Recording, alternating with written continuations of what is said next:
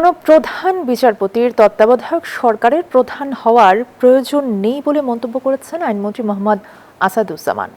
জাতীয় মানবাধিকার ও গুম সংক্রান্ত আইন প্রণয়নের লক্ষ্যে আয়োজিত অংশীজন সভায় তিনি আরও বলেন, একই সঙ্গে আইনজীবীদের প্রশিক্ষণের ব্যবস্থা এবং আইন মন্ত্রণালয়ের বরাদ্দকৃত অর্থের জবাবদিহিতা নিশ্চিত করার কথাও জানান তিনি। আইনমন্ত্রী দাবি করেন, দেশে মানবাধিকার লঙ্ঘনের সবচেয়ে বড় শিকার রাজনৈতিক কর্মীরা। এ সময় মানবাধিকার ও গুম প্রতিরোধে কার্যকর আইন প্রণয়নে সরকারের উদ্যোগের কথাও তুলে ধরেন তিনি। কোন চিফ জাস্টিসের কেয়ারটেকার গভর্নমেন্ট হওয়ার দরকার নাই।